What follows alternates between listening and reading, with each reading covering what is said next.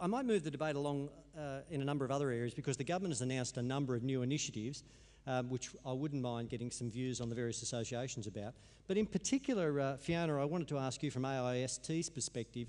You've jumped on Peter Costello's bandwagon. You've seen he had a good policy initiative with the baby bonus, and now you've decided to give it some wings. Is that correct? Oh, well, we've had this policy for a while. We'd just like to get it to get picked up.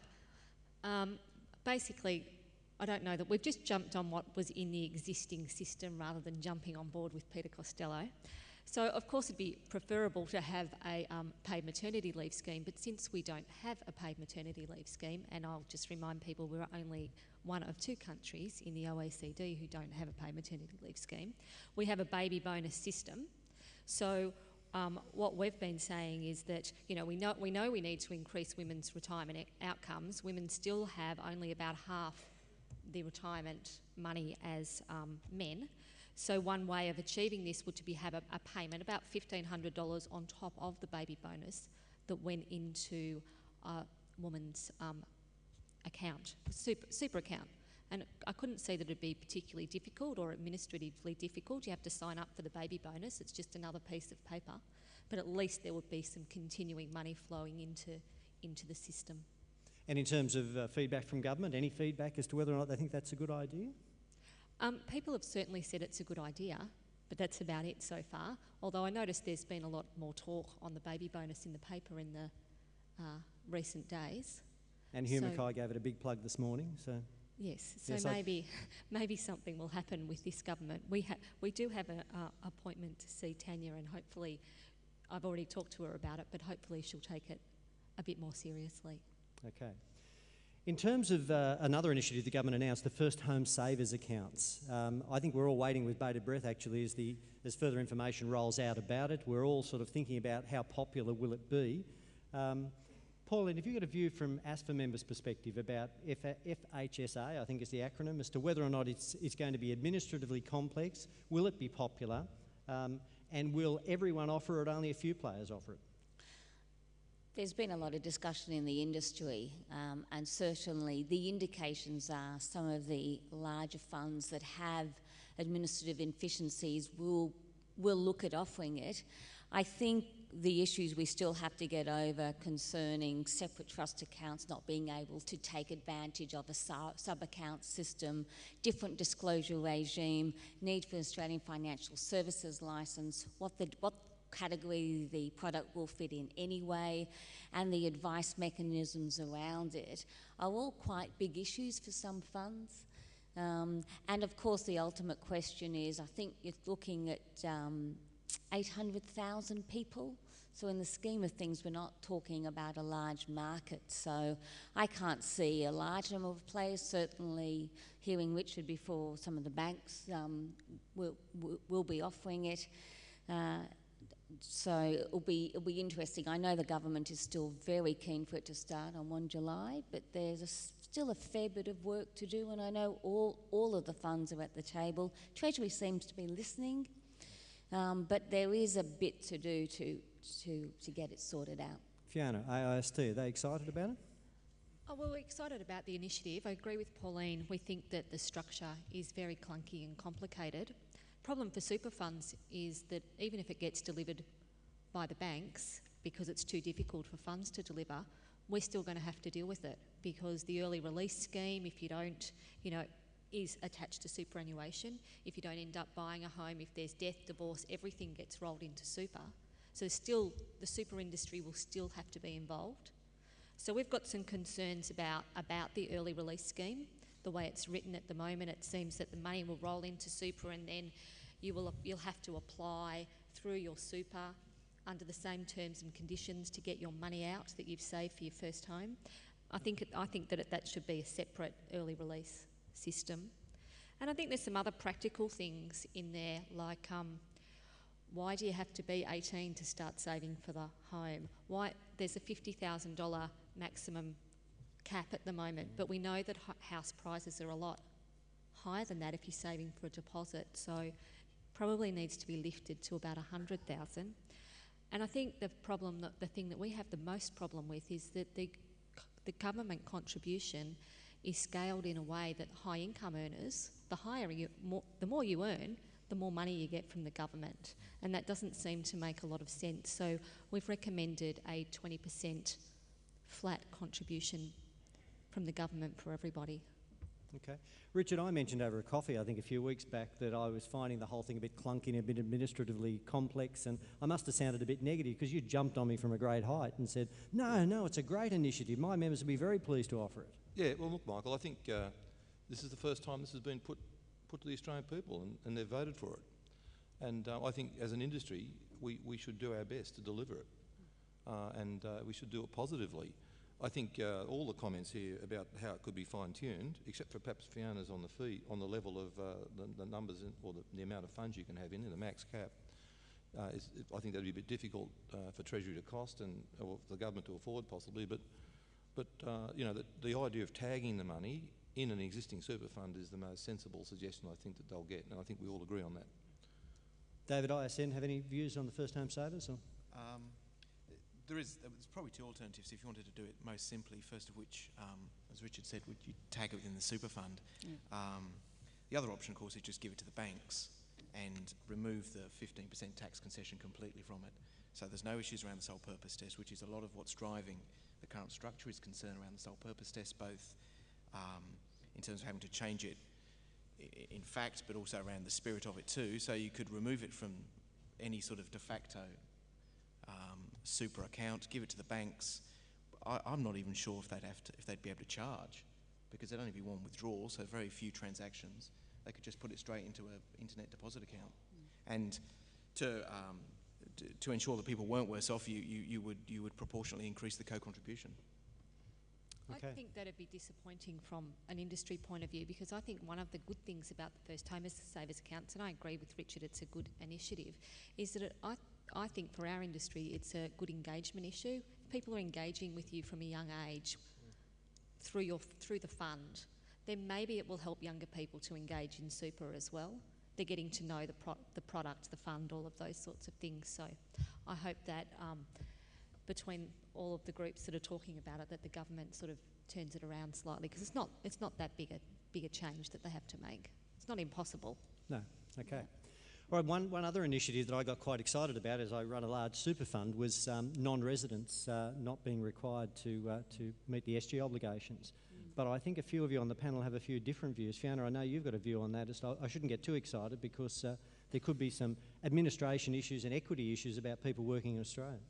So at the moment what the government's saying is that from 1 July for temporary residents that you won't have to pay the super into a fund, you can pay it to the ATO, basically. So there's issues around that, particularly concerning those temporary residents will have no insurance because they're not with the actual fund. There's also issues about, at least in the not-for-profit sector and particularly in industry funds, you've got arrears collections. So people are chasing your money. Who's going to do that? Is the ATO going to do that? How will they know? I think it's just a bit... I know the reasons behind it, but I just think there's a few concerns with it, and it's just not necessary, and that it might create more problems. Pauline, you're nodding in agreement? Yeah, look, I think what the temporary residence issue highlights, as the first home savers account, as some of the other initiatives, is the continuing building of cost onto superannuation funds. We are struggling at the seams. The amount of system change over the last few years has been enormous, and we all know that the cost in not only changing the system, setting the system, designing the systems, and then administering, training people to do it, and then finding people to do it. We as an industry need to start pushing more and more for regulation that will help us streamline the industry, get rid of the paper. And the way they've approached the temporary residents is not going to help that. The other thing is there's no mention on temporary residents. What's happened about fees? What return is the ATO going to give people? And a lot of temporary residents, particularly students, become full-time, become residents right. in the long run. So that's a bit strange. David, you got a view? Look, I'll defer to Fiona on this one. Other than I was a temporary resident at what point? And he stayed. Try and find my super. Richard, your members wouldn't see people with those sort of low account balances, so you wouldn't even know much about them, Yeah, would you? look, thanks, Mike. I'm always good for a cheap shot. I just think this is going to be, this is the first time I think we've had a public debate on this issue, and it was something that Nick Sherry would probably say that he was proud of stealing from the Liberals to take to the last election. And so I don't know who we go to, because Kevin Rudd has said that he's going to deliver all his promises, and that was one of his promises. Yeah, we tried. And the opposition will probably say, you must now deliver it. So I don't know how we're going to unpackage it. And all I can say, we might be able to somehow administratively streamline it, but I think it's going to be a real problem. And especially the insurance issue, that's got really big problems on it. Well, we'll be looking forward to our associations putting together sort of submissions to government about these to make sure that those of us running super funds don't get lumbered with something that's administratively unworkable. Yeah. ASFA has been in very close dialogue for quite some time. Terrific. And we have put a major submission on it too. Okay. We've written, we've talked to them as well, so I don't know what's going to happen though. I'm not holding out much hope at the moment. Okay, terrific. I was warned when we started the session that we'd have to keep to time, so we thought we would open it up for questions from the audience to the key associations represented here today. So please, there will be microphones available. I think there is a wanding system, and we'd like to invite questions to our panel members. Also, our panel members will get a couple of minutes at the end of this session, so we'll stop just before 5, to probably succinctly and briefly give us their views on the key issues going forward, or the key one or two issues going forward. Questions? Yes, over there. Thanks, Could Mike. you announce who you are, where you're from, and... Yeah, Martin Lewis from First Super. David, you mentioned the phrase retirement with dignity, which has been used for 20 years and is still valid. Given that retirement is not a point in time, but rather a period of time for many people, i.e. 5, 10, 15, 20 years, do all of your associations have a view on the capacity of people to withdraw what they like after the age of 60? You want me to start? The big challenge, I suppose, within a system where you've got an ageing population in particular as well, is trying to match how much people can have the capacity to retire, particularly when you've got the tax concession attached to it, and then at what point they can access it, and what the circumstances are of accessing it too. So you can have a blanket rule that says you've got to be 65 before you can touch it, or as we've got now, not only with TTR but with the capacity of people to access money under certain circumstances. I'm comfortable with how it's working at the moment. I mean, we may, of course, got different views here. Richard? Look, well, Mike, I agree with David. I think that people are pretty responsible about how they draw down their super, and we did not have a massive axe in the old system where we had the limit, the upper and lower drawdowns on allocated pensions. We didn't have a massive problem there. I'm not hearing any massive problem with people pulling all their super out, particularly after the way the markets have worked. It'd be the last thing you do. And I think that it's working okay. I don't hear any evidence from the market of people pulling out all their money. Pauline? But I still think it's an area, post-retirement or deaccumulation is a real science in making it last, and there's a lot of traditions around what sort of asset structures you should have post-retirement. You should be more conservative, but we have people retiring longer. We have a regulatory system that doesn't even allow you to top up your pensions. We've got a country that's fairly new in developing its post-retirement products and giving flexibility and in access post-retirement in terms of health issues and things like that. So for ASFA, certainly it is a bigger part of our policy piece to ensure that there is the right framework going forward, both on the delivery of product, the regulatory and the advice side. Richard, quickly. So just, I support Pauline fully. The thing about the information is critical. I mean, the idea of scalable advice or information, whatever you call it, within the fund to allow people to work out what their drawdown pattern should be, the need for good calculators to allow people to assess their drawdown, they're critical things, and they're things that the industry has fought for in the last year. And we're hoping that Nick Sherry is going to break good news on advice versus general versus personal advice. I know that Dave's got a different view on that, but I think both of us would get to a similar end, perhaps not as quickly for one as opposed to the other, but you know, it's important that funds not be too shackled by what they can say to their members. David, we can't have two people agreeing like that and you not say anything. No, I know, it's not usual, is it? Oh, look, I mean, just the issue of the capacity for funds to provide advice to their members. I think we all do agree that's what we need. It would probably be one of the most substantial and most important reforms we could have out of a Labor government, that a fund could provide advice to their members. It's going to be the conditions around which the fund can do that, and how a member would be charged, and what the issues are on which the fund could provide advice on. And I think that we then, fortunately, Richard and I then get into areas where we disagree with each other again. Thank you. Just up there. Hi, Sandy Grant from CBUS. Just Richard, you mentioned a statistic of 100 million personal contributions in the industry fund sector. I'm struggling to understand where the 300 million that the CBUS members put in last year fits into that 100. Sandy, thank you for that question. Always thank you, Sandy. I had one last week from you. They're always friendly questions from Sandy. Never a bouncer. But seriously, these are figures I got from Plan for Life only about 3 or 4 hours ago. In the interest of giving you as much information as I could give you, I got it. But let me say the word was salary sacrifice. Now, perhaps that's different to personal contributions. Another question? Just there first, yes. Thank you. Philip Jones from AWS Super. I was very pleased to hear that none of you mentioned increasing the preservation age when you had your Treasurer's hats on, because a lot of our members are police, fire and emergency service workers members, and when you look at blue-collar workers, the fact that work past the age of 60, they're tired of it, and I think they're tired of changes of preservation age. They've always seen super as their money, and the government's now saying it's not, basically. The other one, none of you mentioned financial literacy or education, either financial education, either at schools or in the workplace. And with the Treasurer's hats on, what would you say to him in regards to that? Oh, look, I think I can only congratulate the industry and a lot of work that's been done both within the industry and outside the industry, including by the Financial Literacy Foundation on some of the papers and some of the information that's been issued. I gave a speech about 3 weeks ago on innovation in the industry, so I actually had to look at all the innovation. The amount of really, not only the type of information that's tailored, whether you are a female of a certain age or a male of a certain age or a Generation Y or an X generation, whatever, but also the innovation around the delivery of it.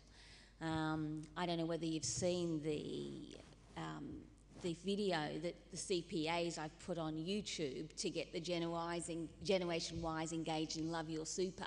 It's fantastic. I mean, it's gone right around all my daughter's friends. So I think people are finally starting to understand that financial literacy is about communication, bite-sized informations in different ways to different people.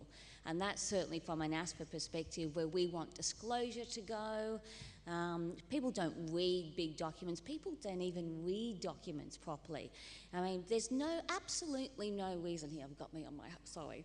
There's no reason at all why you cannot deliver an answer to a question over the internet using podcasting now. All the analysis that I've seen on segmented advice, how you got to that position is segmenting what people ask. And you can, as an industry, we've had a long history at this, we know what people ask and why. You can actually produce verbal, pre-done answers to it that people can understand. They can stop, they can slow down. So I think it's fantastic what is happening there, but we've got a long way to go and we've got to remove some of the regulatory barriers around the delivery of that. Fiona? Look, I think obviously financial literacy is a big issue and it's going to continue to be, and I know it's an old chestnut, but we need financial literacy taught in schools. But we're releasing a study tomorrow that we've got, and I mean, part of the disengagement with super is really that people don't trust the government to not keep changing the rules. And this is when you have a look at all the data, and there'll be lots of it tomorrow, that's the major problem. They think, they're saying this today, but next year there's a new government, in 3 years there's another government, and they keep changing things. I can't trust it, and I think that's why they're not engaging. So I think one of the key issues going forward has to be a long-term plan for national retirement incomes that has bipartisan support, so that the general community has some assurance about what they're doing and that they can stick to a plan, and then I think they would engage a lot more with financial literacy. Thanks, Fiona. One last question, Colin. Colin Tate from Professional Planner magazine. Question for Richard.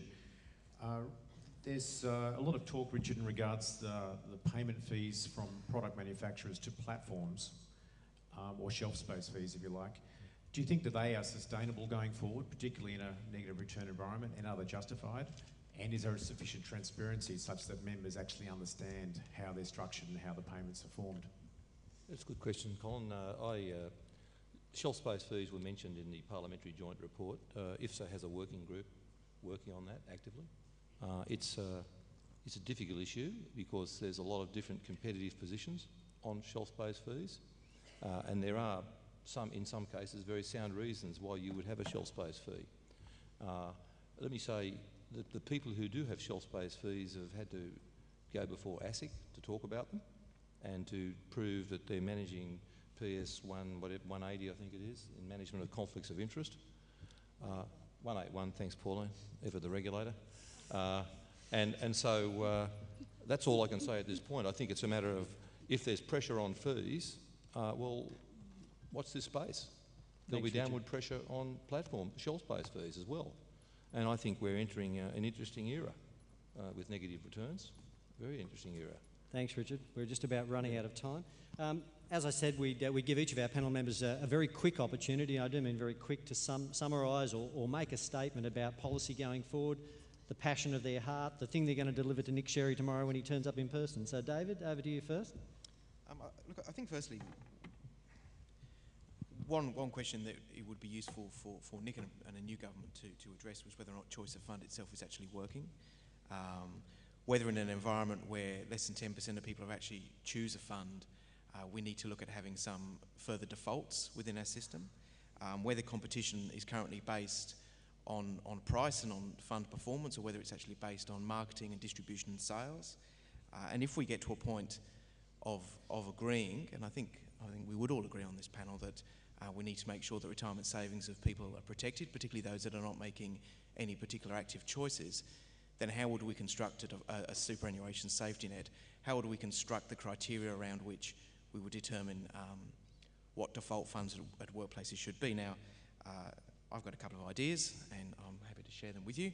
I don't see why a default fund at any workplace would have any commissions attached to it. I think the default funds fees should be capped. A default fund should and would probably be required to provide some clearinghouse facilities, obviously through some outsource arrangements for the employer, so that the employers are only making one single contribution. And critically, and is perhaps most importantly in some ways, that when a member of that default fund were to change jobs, they're not immediately switched out of the default fund into a more expensive product or a personal super product. Fiona. For me, the key thing for Nick Sherry is that, our retirement system was designed last century, and we need a retirement system that is designed for this century and for all the changes that have occurred. And so I think, for me, it's about having a plan that's long-term and that the opposition buys into and that we stick to it. Excellent. I think there's two things for Nick Sherry. The first one is with his Minister for Financial Services hat on. We have very volatile and turbulent markets, and we have to be very careful of the public utterances we make about the market and the confidence in the market. I think all the things he's said, I watched him on Sky News yesterday. I think we're lucky to have a person like him as Superannuation Minister, because he knows at least what it's like to be a super fund trustee and the pressure on members when markets come off. That's the first thing. And the second thing that he has, and I think, again, he's got a great opportunity here, adequacy. And I think he can actually build in the next 3 years the best adequacy system in the world, if it's not already. Pauline. I think certainly ASFA's view is adequacy for people who really are missing out, so looking at some incentives there. Second is, and just to echo Richard's, we are investors. That's ultimately what we do. Having a properly regulated market, having access to broader asset classes that are secure and transparent is absolutely vital. The third is also, we are so hard to do business with. We've got to be easy to do business with. We've got to become electronic. We've got to get rid of some of the regulation that means we have to deliver things by paper. and that's the only way we're going to reduce costs across the industry. Thank you. Ladies and gentlemen, it's been a stimulating debate, and I'm sure you found it interesting and probably equipped you with some good questions to ask the Minister tomorrow when he attends our conference. You would all know also, as a result of the sponsorship of Bridgewater, that there are donations and gifts to Oxfam this year which are being given in lieu of gifts to speakers and also to gifts to the Chair. And I applaud them for that. Could I ask you please to thank our guests today? I think it's been an excellent session.